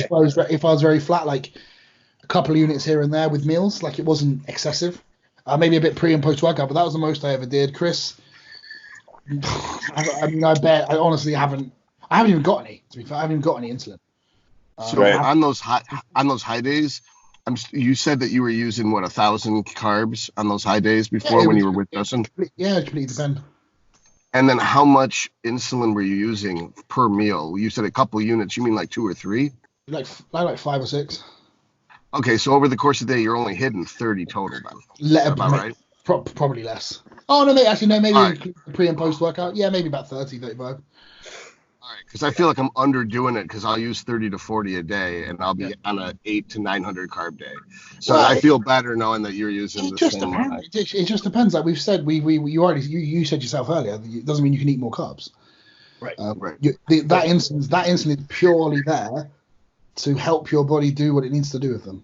Just to make those carbs more efficient and get them more. Yeah. You just don't need to. You don't want your body to like, whoa, what the fuck is what? Because so basically, I was when I speak to people that I've coached in the past, like when they like say to me, well, how does it kind of work? And I'm like, well, in that instance, it's like if you flooded say you want to build something quickly or repair something quickly, if you gave them all the supplies to do it, they're going to be overwhelmed. They're like, well, what do you want me to do with this? But if you supply the builders and the workers as well, which is what the insulin is, to help, it's going to get the job done better. It's going to get the job done quicker and efficiently. So you're actually just helping your body do what it needs to do a little bit quicker. That's it. And it's not very irresponsible or dangerous doing it that way. But again, I'm kind of thinking I prefer those high days without it now and just use like a GDA.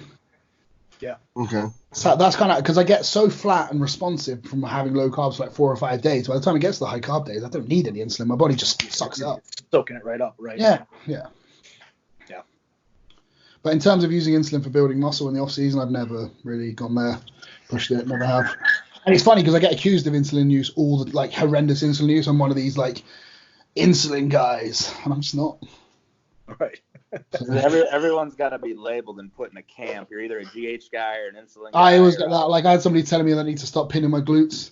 I think it was Boston Lloyd actually. He was like, "You got to stop pinning your glutes." And I was like, "I haven't pinned my glutes. I think I've done it maybe a handful of times ever, and I hated it so much. I never pin my glutes." Where do you pin? Side, rear delts, lats, triceps. Okay. Yeah. But the triceps is normally like the like pre-contest. When I'm like pre-contest, I've got to do like a CC here and there of like this fast acting stuff. Mm-hmm. I don't know. I mean, I'm quite lucky with Chris. It's not. I don't really have to have, because some people are like, "Oh, I've run out of places to pin." I'm like, "What are you doing? How much are you doing?" Yeah. So I've never had the issue of run out of places to pin. Yeah. But for me, it's wherever. Yeah. I've always stuck to quads and delts. Quads. Since I've been doing my TRT, I've done it with my quad with an insulin pin, and that was all right. Yeah. Not too bad. So. Now you were trying to build your arms currently, right? You added a fourth day to your push. No, that's James. Like my arms are a strength. It was James. Oh. Yeah, James needed the arm day. Okay. Yeah, for me, I wouldn't say my arms are overpowering, but they're pretty strong. They're a pretty strong point. Yeah. So especially I thought so too. That's why I thought that was a weird thing. Yeah, especially like in my most muscular, they just look a bit. They just make my chest look shit. Your most muscular is it's one of the best in the IFBB easily. Oh, thanks. That's cool. But That's my favorite. I think that's an arm pose. Like when anyone ever says to me like, "Your arms are overpowering," I'm like, "Well, that's kind of the point." It's like if you did an ab and thigh, and somebody said your quads are overpowering. Yeah, good. It's an ab and thigh. It's and it's like I don't think my arms are overpowered too bad in other shots. But it's just that one. But yeah, James did an extra arm day, and I must have put on about 1.5 inches on his arms, like visually how it looks. So that'd be good. Mm-hmm. Yeah. Now, are you 2 days on, 1 day off? Is that what we were doing 2 days? We were doing 2 days on, 3 days off. So we're doing Monday, Tuesday, Thursday, Friday, Saturday. Okay. So we'd have Wednesdays and Sundays off. Mm-hmm. Okay. Which was quite nice. So we basically do we do chest and legs, or chest and quads Monday, Tuesday. Thursday would be back and RDLs. Friday would be shoulders and arms. Mm-hmm. And then Saturday would be hamstrings and a little bit of quads. Okay.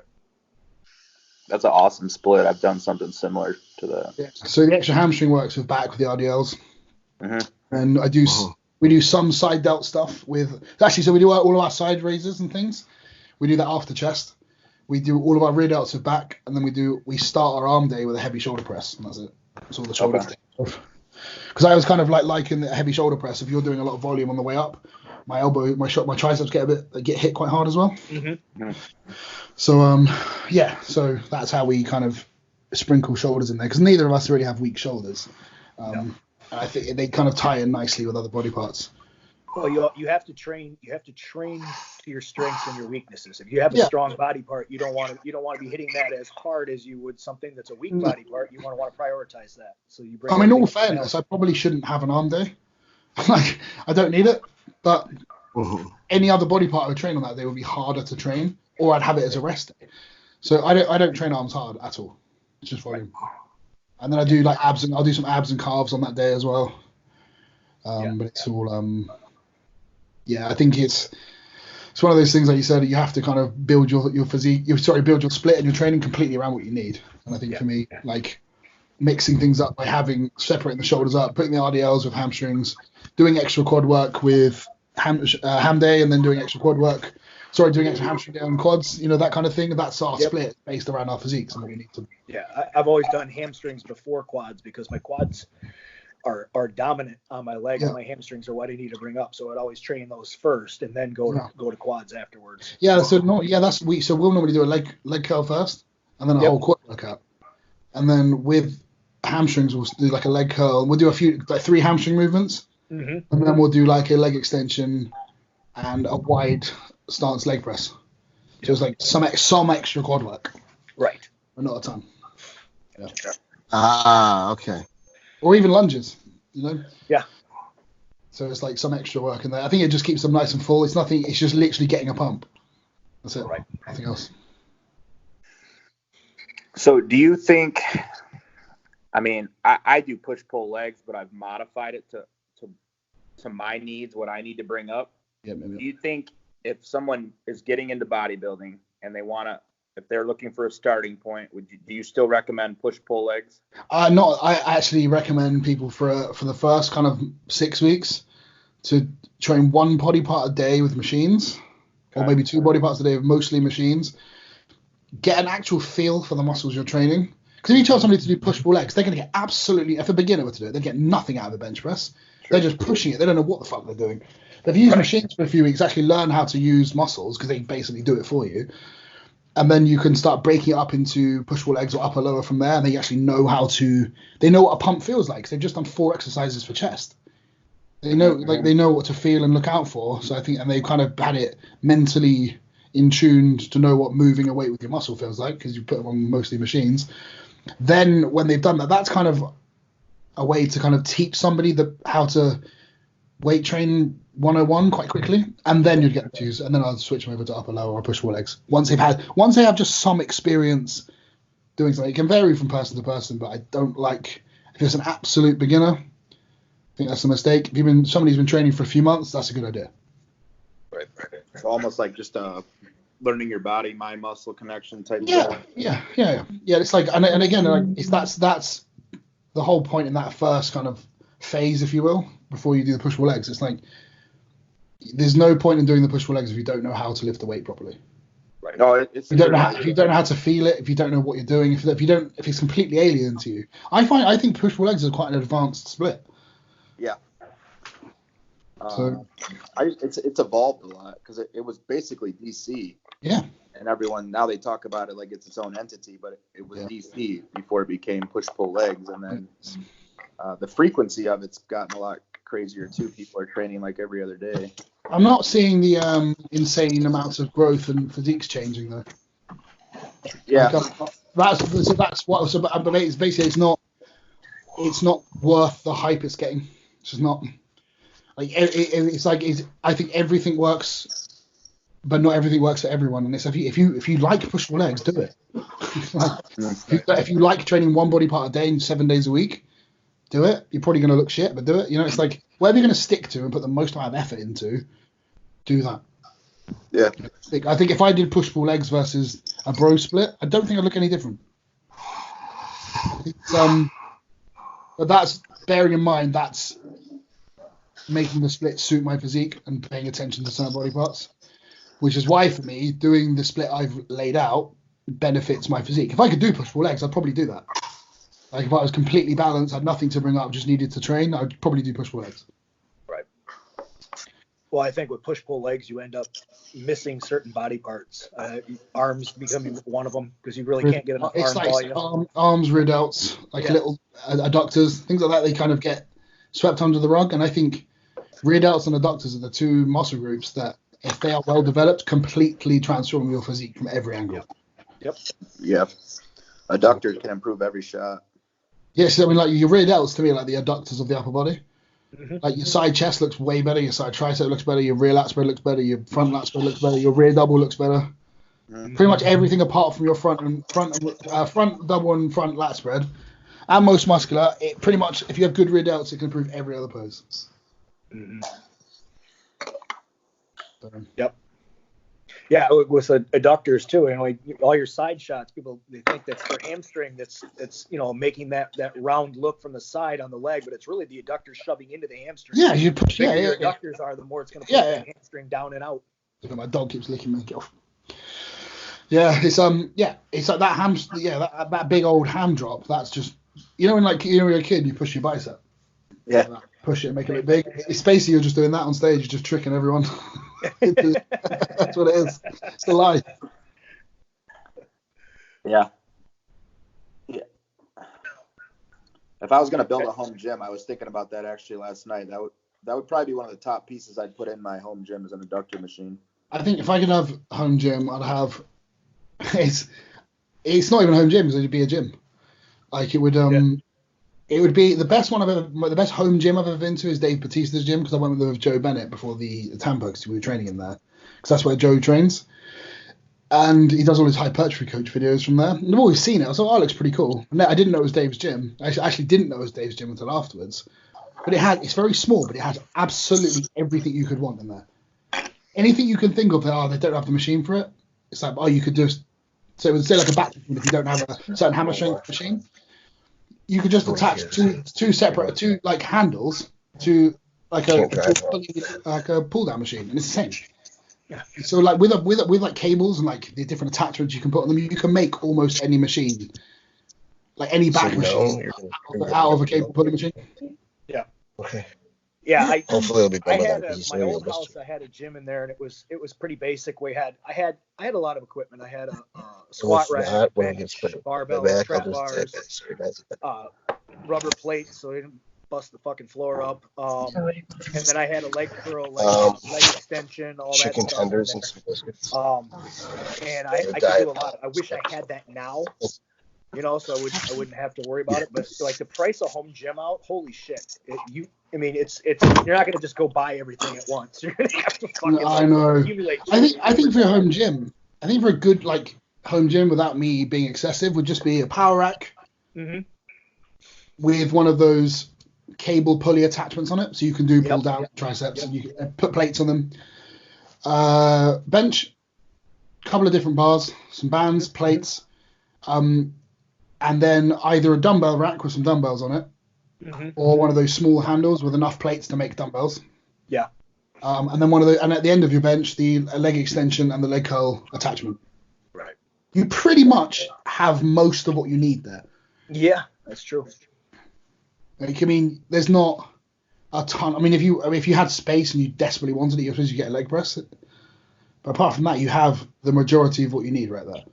Yeah. So I used to have one of those hammer strength horizontal leg presses. Yeah. This is years ago at my old house, and I'm selling it. I bought it for $150 from a high school. Another cool thing for home gym. Another thing home gym no one thinks about is sissy squats. They're fucking tiny. They're like, yeah. They're perfect as well. Yep. But yeah, with all that shit, there's not really anything else you need. No. But like I said, if I could find somewhere now that's selling all that stuff, I would buy it all and I put it all in my garage, and I'd be able to train at least now. But no one's selling, no one's delivering. It's fucked. Yeah. Do you think you'd use that a lot if once the gyms are back open, or would you still go to the gym? I'd still go to the gym. It'd never be used ever again. That's my thought too. I just like going to the gym. I like driving to it. I do as well. That's the thing with my cardio, is I like going to the gym. I do my pictures at the gym. I do my cardio. I go to the gym, have a coffee at the gym, say hello to everyone in the morning. So the morning staff are there. So like the owner will be there, John, and the manager Tom. We'll have a little sit down, 5 minutes, have a little chat, have my coffee, go do my pictures, go upstairs, do my cardio, do abs, do some calves once or twice a week, go home. It's like I'm going out to do it. I don't think if I had like a treadmill and a calf raise machine, all this stuff at home, it's not the same. Right. It's not the same. It's convenient, but I like. It's almost because I think it's because I'm a pro. I like going to work. If that makes sense. Yeah. So I like it in that way. Yeah, if I had a home gym, I mean, other than to go to the grocery stores, I would never leave my house. Which might get kind of manic. Yeah. I think it's because I like, if I have my own exactly what I wanted, like Dave Bautista's little setup, I wouldn't go anywhere. Yeah. But I don't have a couple of $100,000 to spend on equipment. Right. Or space for it.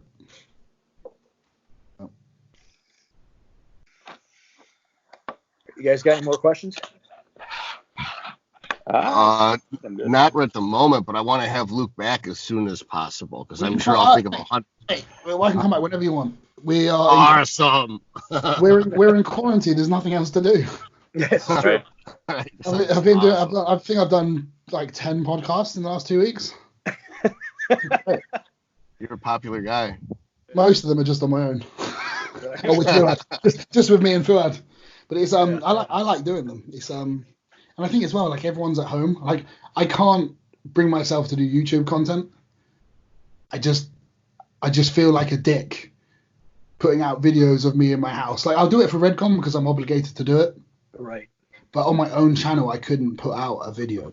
I would just feel like, oh, I can't do it. But podcast and Instagram live videos and all that kind of stuff's fine because everyone gets to talk a bit more and it's different. But I think, I don't know. It's just this whole. I think there's a lot of people trying to capitalize on this virus. Well, James is doing Resident Evil videos where he's playing Resident Evil. Oh, Chris Bumstead's playing Call of Duty, and he's not even talking bodybuilding. He's just putting Call of Duty videos on his channel.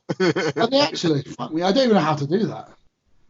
What do they just set a camera up and just film them playing a game? I think that they realize that people like them. Like, for instance, I was saying to this girl, "You're my favorite comedian. You happen to also be one of my favorite bodybuilders, but you're my favorite." I jump out of bed when I see you and Fuad posted something. I'm like, "Yay! It's like Christmas." It's like you. I don't watch anything religious. I'm Westworld right now, but because the new season of Westworld's fucking awesome. Right. I thought season 2 was shit, but season 3 is really good. Oh, season 2 is all the fuck dragged out. I was like, they're time hopping around like it's fucking The Witcher. Like, when I got to the last episode, I was like, what the fuck is going on? Yeah, they started this. They basically did season 2 backwards, where they started with the end, and then they kept flash forwarding to the beginning. Season 3 is awesome. Have we got episode 4 drop yet? Yeah, 4 dropped last night. Fuck! I'm gonna watch it after. Yeah, it's good as fuck. 3 was great, but 4 is still good. 3 was sick. Yeah. Dude, Dolores has gotten so fucking badass. I can't stand the actress who plays her for some reason. Really, I like. You know what? You got to watch True Blood. She's awesome in True Blood. Her name's Evan. Yeah, her name's Evan. It's confusing, but she plays Queen Sophie Anne. She's like the vampire queen of all Louisiana in season 3 of True Blood, and she's awesome. I don't think she's remotely hot either, and that's weird because I feel like I should think she's hot, but I think she's actually gross. But you're not into blondes, right? You're into brunettes, aren't you? I know, I don't give a shit. It's just I think it's the fact that she has a giant face that looks like my foot. It's so funny because I think she's so attractive, and I'm not even normally into blondes. I'm not. I don't know what it is. I think it's because in season 1 when she was as Dolores, and she looked like Quagmire in a dress. She's so boring in season 1, but in season 3, in that black dress, she looks good. I am coming around now. We'll have to see what season 4 holds. I might have changed my mind. Stay in quarantine long enough, she'll look good. Yeah. All right. Yeah, we'll have you back again, and what I'll do is next time is I'll post like a week out from doing it. I'll post and see if I can get listener questions because those are always the fucking best. Especially when they're Luke questions. Yeah. We just get so much shit. I feel like Phil and I need to do some episodes where we only answer questions. Because we get like between 250 and like 300 questions. I think we answer about 4. Yep. Because Fuad argues with you about your opinion on everything. Oh, fucking Fuad argues with me about everything. And he was still saying this, like, I still don't think he understands what I mean about this nerd thing of like the cars. And he's like, no, because cars are cool. He got so upset. Because he was like, no, but he's like, no, because cars are cool. I was like, that's because Warhammer's cool. I said, that's because you think that. If you thought Warhammer was cool, we wouldn't be having this conversation. Right. Dude, he won't even try Infinite Annihilator. You're like, dude, it's a joke. He's like, I don't want to listen to it. I know he's so I was like, when he trained with me, when we trained in California, like when I walked in the gym and was like, yeah, put whatever you want on it. So I immediately went to the iPod. I was like, no one else's, so this is mine. I can't remember what I put on that, and he hated it.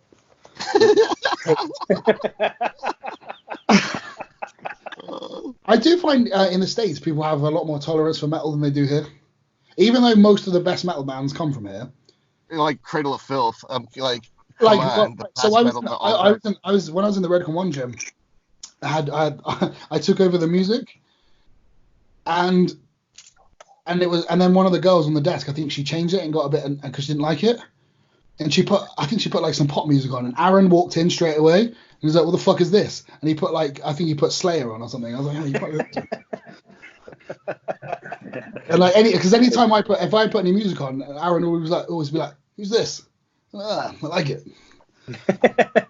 Which is cool Yeah, Aaron is cool, but it's like when I put metal on in the gym like here, I mean the owner hates it. Like he can't. It like even like a heavy guitar makes him feel sick. Hates it. But so sometimes I can put it on, like if the gym's quiet. I haven't for a while, but when I'm out in the States, I can put really pretty brutal stuff on and people like it. Yeah, nobody cares. It's funny because people think James likes metal and he hates it. James is a hip hop guy. Yeah. So there you go. All right. Well, appreciate you coming on, man. Anytime. Let's do it again. Awesome. We got about an hour and 45 minutes of good video here. No, that is long. That's good. I was so excited this actually happened. I can't believe this happened. We'll do it again. I'm so happy. All right. We need to do it again. Just let me know. Let me know when you guys are free again. We'll do another one. Part 2. Definitely. Awesome. So thanks for coming on. And I'll just stay in touch with you, and we'll figure it out. Absolutely, man. Again. Tommy, thanks for coming on. When it's out, just tag me and stuff. I'll share it on all my socials. All right. Definitely. Cool. Thanks, Luke. Take it easy, guys. Thanks again, Luke. All right, Bye, guys. Yep.